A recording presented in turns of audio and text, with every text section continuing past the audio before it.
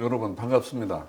오늘 제가 그 큰 주제로는 이제 우리나라의 전통 속에서 자치 문화를 이제 얘기하는 것이 제 강의입니다.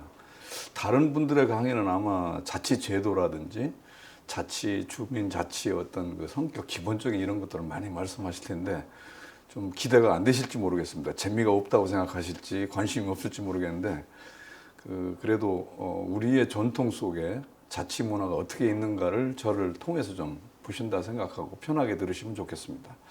되게 제가 이런 자치 전통에 대해서 강의를 할 때 제일 먼저 한번 툭 던지는 질문이 다음과 같은 것입니다. 자치라고 하는 것을 할 때, 주민자치를 할 때 멤버로 할 거냐, 리더로 할 거냐.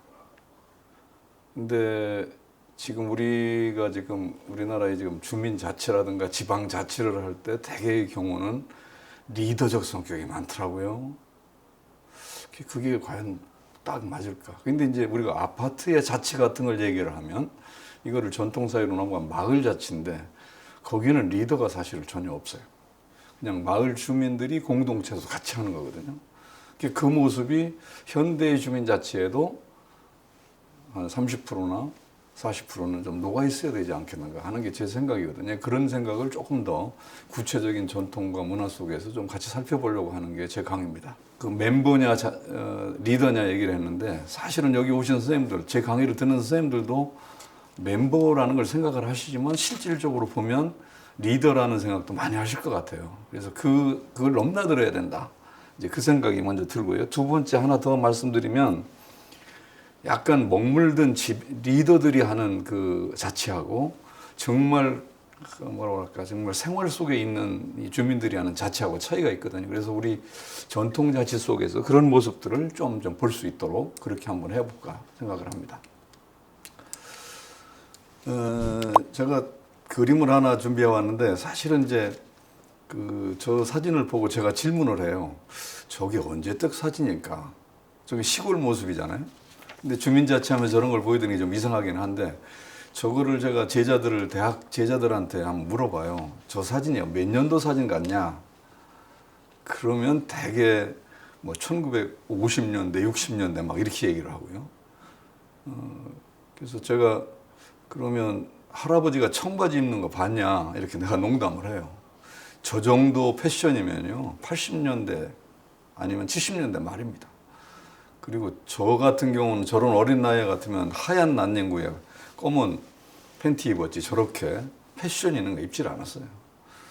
그래서 저걸 보면서 저게 우리의 전통적인 모습이다, 마을 모습이다, 3대의 모습이다 이런 설명을 하면서 저걸 보고 느낀 거 있으면 좀 얘기를 해봐라, 질문을 해봐라 그러면 여러분들 아마 지금 연령이 꽤 되셨으니까 모르겠는데 우리 젊은 애들이 뭐라는 줄 알아요? 제일 먼저 나오는 말이 소새끼가 왜 거기 있어요? 이렇게 묻더라고요.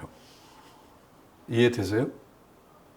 요즘 마을에서 어떤 집에서 외양가도 없이 축사 없이 소가 저렇게 있는 거 없어요, 마당에.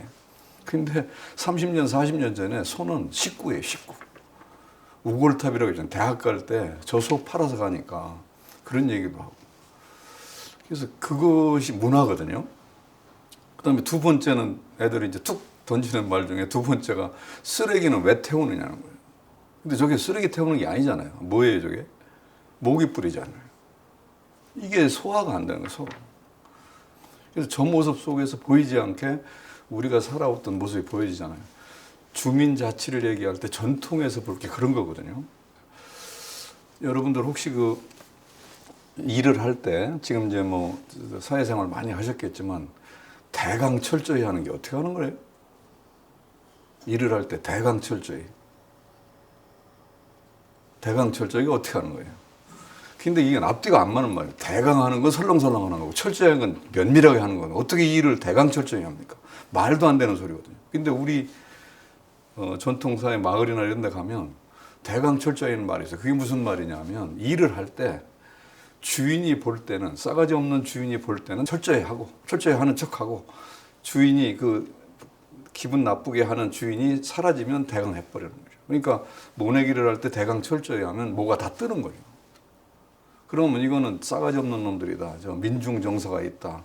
주인에 대해서 양반에 대해서 도전하는 놈들이 이렇게 평할 수도 있지만 근데 이 부자가 자기가 부자라고 막 왕따 시키고 자기 잘난 척하고 그럴 때 그렇게 한번 하는 거다. 근데 그렇게 1년 2년만 하면 주인이 양반이 그 부자가 정신을 차립니다. 그래가지고 품삯을 올려주고 그 다음에 뭐 닭이나 이런 것도 잡아주고 이렇게 하거든요. 그러니까 그게 왜 이 얘기를 드리냐면 우리 전통 속에서 이런 자치와 생활의 문화라고 하는 게 서로 교감을 통해서 이루어지는 거지 제도적으로 하는 건 아니다. 최근에 제가 한 10년 됐네요. 10년 전에 그 마을 그 농촌진흥청에서 좀 뭐라고 그래서 갔더니 뭐냐면 이 마을 규약, 자치 구약, 동약이라고 그러는 거죠. 동약을 심사해 달래요.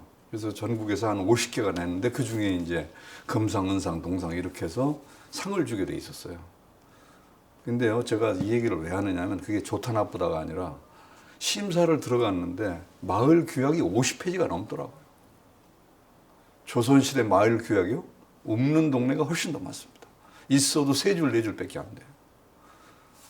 더 좀 직설적으로 얘기하면 그게 사람이냐? 그런 놈이 사람이냐? 저런 놈 우리 동네 살지 말아야 돼. 이게 법이에요. 근데 그게 나쁜 뜻이 아니란 말이죠. 보편적으로 자치를 얘기하는 우리가 같은 마을 문화로서 지역에서 같이 공감할 수 있는 그런 거거든요. 근데 그거를 요즘에 같으면 뭐 잘못하면 벌금 몇 프로 내고 뭐 하고 이렇게 한단 말이죠. 우리 자치할 때요. 잘 생각해 보셔야 돼요. 하나만 더 좀 농담이지만 이건 진짜 이 전체 본론을 얘기하면 지금 마을 단위로 사업을 벌려요. 지역 단위로 사업을 벌려요. 마을 단위로 사업을 벌릴 때 총소득이 100이라면 마을 기금으로 들어가는 게 몇 프로고 100 중에 그때 일했던 사람한테 나눠 갖는 게 몇 프로일까요? 2020년 지금 마을 기금이 50% 들어갈까요? 30% 들어갈까요? 10% 들어갈까요? 5% 들어갈까요? 1% 들어갈까요? 뭐 정답은 없어요. 50%라는 분 거의 없습니다. 10%도 거의 없어요. 5%도 안 될 때가 많아요. 조선시대는 마을의 공동으로 뭐를 하면 100%가 다 마을 기금입니다. 그 기금을 가지고 상여도 만들고 기우제도 지내고 서당도 만들고 우물도 파고 나이 많은 분들 양로계도 해주고 또 시집 못 간 딸, 처녀 시집도 보내주고 이거 다 공동기금으로 하는 거거든요. 그러니까 거기에서 내가 열심히 노력해서 얻어진 돈을 가지고 마을의 공동기금으로 해서 우리가 같이 움직이니까 소리가 커지죠. 배심이 생기고 자신감 있고 비것이 웃을 수가 있고 지금처럼 논아가지면 꼭 싸움이 나더라고요. 내가 사흘을 했는데 왜 나는 요거 주고 쟤는 이틀밖에 안 했는데 왜 더 줬느냐 뭐 이런 식이죠. 그리고 실제 마을 기금이 5%도 안 된다는 표현이 뭐 적절한지 모르겠지만 거의 그래요. 그런 것들이 문제가 되는 거죠. 지금 또 제가 이제 사진 하나를 더 보여드리는데 이제 문화를 얘기하느라고 그럽니다. 저 사진을 보면 나무가 있어요. 제가 1m 80인데 저 나무에 거저가 쓰면 저 밑둥아리 큰데 반밖에 안 돼요. 그럼 이 나무가 무지 큰 거거든요. 이걸 아마 지금 돈 주고 사면 아마 한 몇 억 갈 거래요, 저거? 저 정도면요. 제가 왜 이 농담을 드리냐면 저거를 재벌 기업 회장이 저걸 사가지고 자기 집 마당에 심어놓으면 저 맛이 날까요? 어린 반풀지도 없습니다. 저 나무는 그 자리에 있어야 돼요. 그곳에서 자치가 똑같이 있어야 되는 거예요. 그걸 제도로 서양식으로 배워가지고 그대로 한다. 그걸 지방자치라고 하는 게 나는 마음에 안 들더라고요. 강원도가 다르고 제주도가 다르고 충청도가 다르고 전라도가 달라요. 산촌이 다르고 농촌이 다르고 어촌이 다르고 도시의 아파트가 다른 거죠. 그 전통과 문화를 공유할 수 있는 그 속에서 이루어져야 되는데 그런 게 잘 안 되더라고요.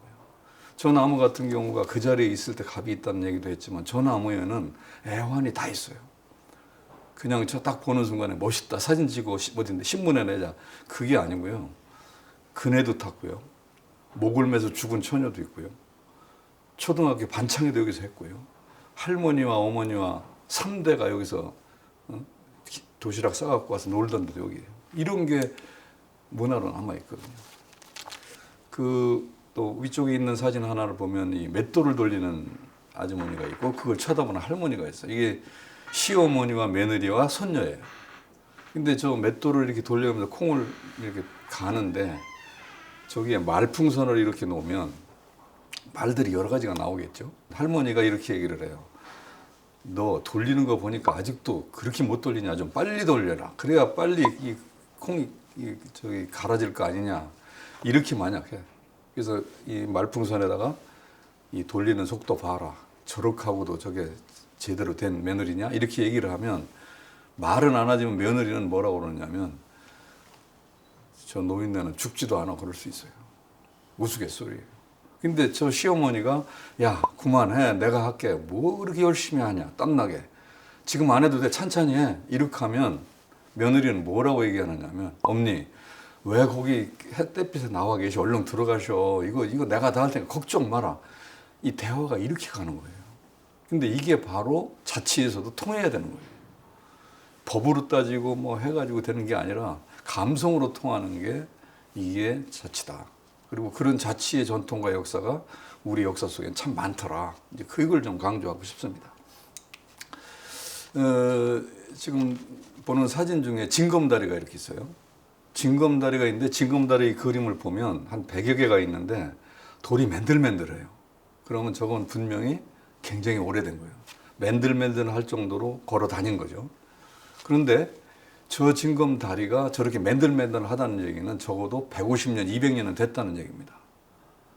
근데 저것이 여러분한테 농담으로 얘기하지만 저게 잠수교라는 거 아십니까? 저게 잠수교거든. 잠수교가 뭐냐면 비가 많이 오면 묻혀요. 근데 지금 이제 제가 저 사진을 왜 보여드렸냐면 저 징검다리가 홍수가 나면 과연 100개 중에서 몇 개가 돌이 떠내려갈 건가? 홍수가 지면 저 100개 중에 떠내려가는 개수가 몇 개일까? 100개 중에 20개다, 40개다, 60개다, 80개다. 지금 정확히 모르겠죠? 그러면 둘 중에 찍어보세요. 20개, 40개 쪽이에요? 60개, 80개 쪽이에요? 저기가 80개가 떠내려가나 60개가 떠내려가는데 150년 거기다 징검다리 노는 사람들은 바보들입니다. 놔보니까 가장 안 떠내려가는데 저걸 놓은 거죠. 그래서 거기 맨들맨들하게 거기를 다닌 거죠.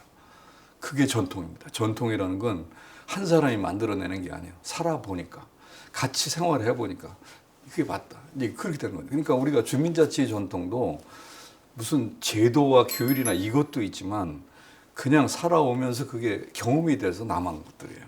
이것을 우리는 이제 우리 자치 역사에서 좀 봐야 될 것 같아요. 이제 다음으로 좀 마지막으로 좀 얘기를 하면 사실은 우리가 이 자치를 얘기할 때 지방자치라고 할 때 지방이라는 말을 제일 먼저 쓴 데가 어디냐면 고려시대예요.